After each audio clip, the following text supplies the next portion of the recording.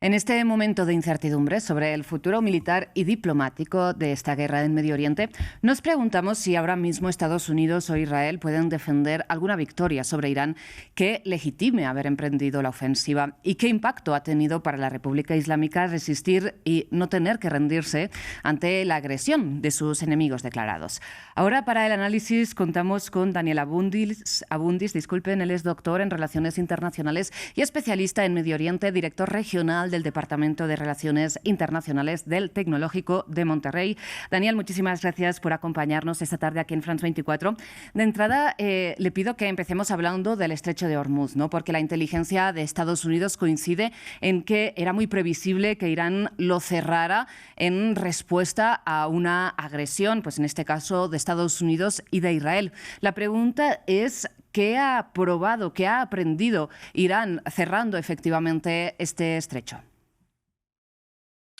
Hola, antes que nada, gracias. Un gusto poder estar con ustedes y con la audiencia.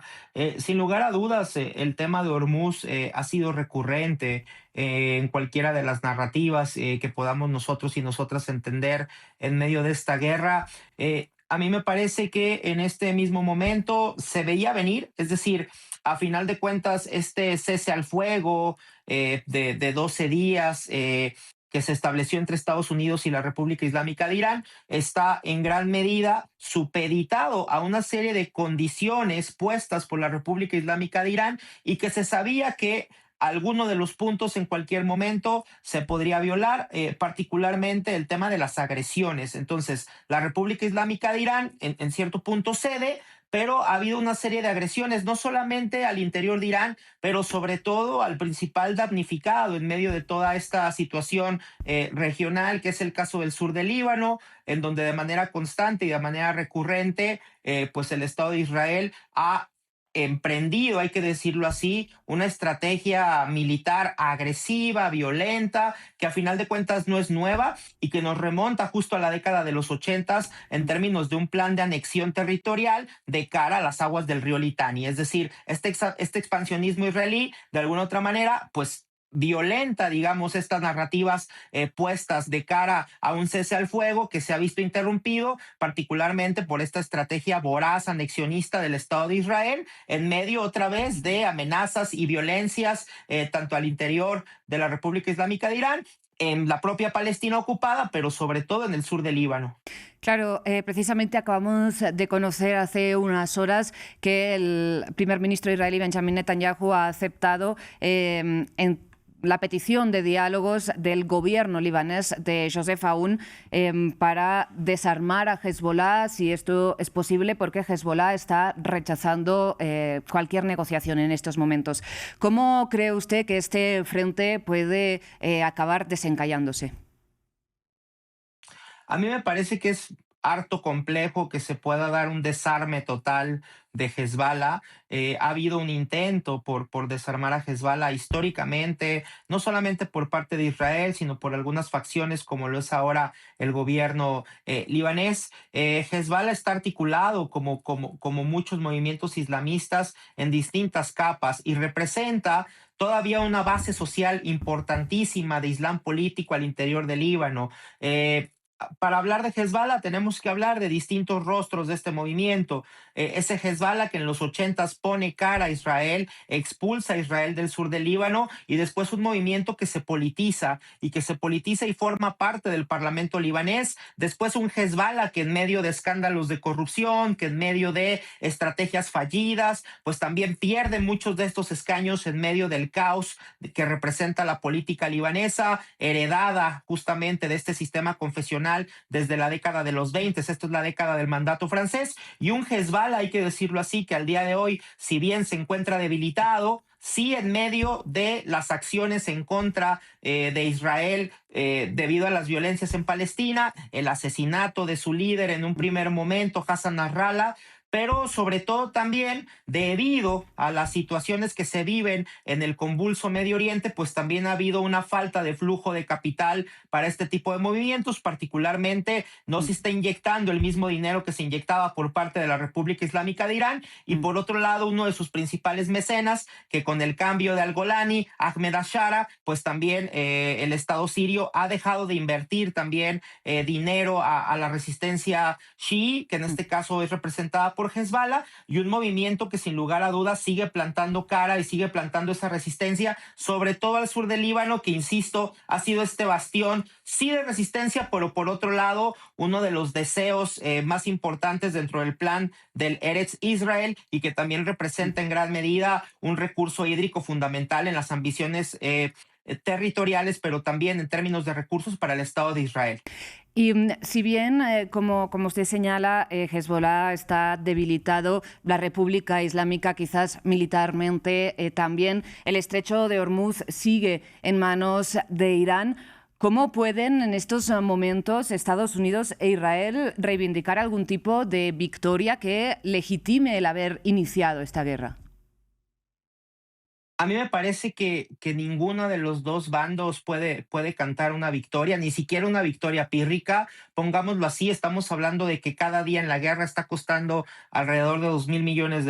Esto es un costo económico tremendo, y que le puede pasar mucha factura al presidente Trump. A mí me parece que el día de ayer que nosotros y nosotras veíamos este cese al fuego, después de las amenazas genocidas por parte del presidente Trump de arrasar con toda una civilización, a mí me parece que se ha contenido y se ha mediado, sobre todo porque sabe del costo político que esto le puede representar de cara a noviembre próximo. En medio de una crisis económica fuerte en Estados Unidos, en medio de una situación complicada con el tema de ICE y la crisis que existe en algunos estados, particularmente como Minneapolis,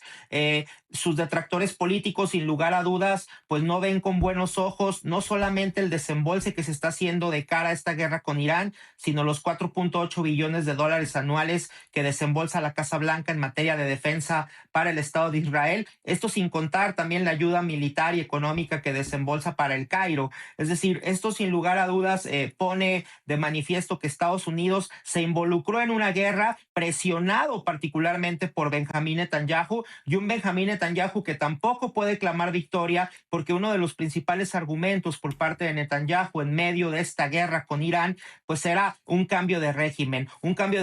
que claramente no iba a suceder con el descabezamiento del Ayatollah Jamenei, y que a final de cuentas derivó en esta crisis regional, y que particularmente ha reforzado la lógica de la Guardia Revolucionaria iraní, teniendo ya una segunda generación de estos guardianes de la revolución mucho más focalizados, con un capital bien posicionado, y que representan ese rostro, digamos, de una segunda generación al interior de un gobierno que claramente con la muerte de Jamenei no iba a cambiar de la noche a la mañana. Entonces, a mí me parece que Estados Unidos no puede clamar por una victoria, sobre todo por el costo económico, por el desgaste también que se tiene, además de los golpeteos que han tenido sus aliados estratégicos, países árabes en la zona, y en el caso de Israel, que viene arrastrando también ya distintas derrotas, más allá de lo discursivo. Recordemos que desde la intervención del 7 de octubre, la idea principal era acabar con Hamas, Mm. y bueno, Hamas sigue operando en la Franja de Gaza, no pudo erradicar con Hamas,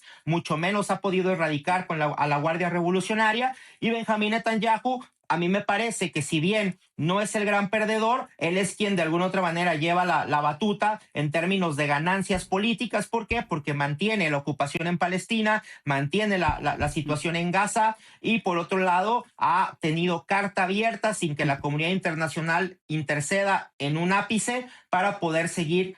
arrasando el sur del Líbano y poder expandirse territorialmente como lo ha venido haciendo en las últimas décadas. Daniel, pues lamentablemente no tenemos mucho más tiempo, pero quisiera, para cerrar, si puede profundizar en lo que nos decía sobre el estado de la República Islámica y en si ellos sí podrían reivindicar la resistencia como una victoria.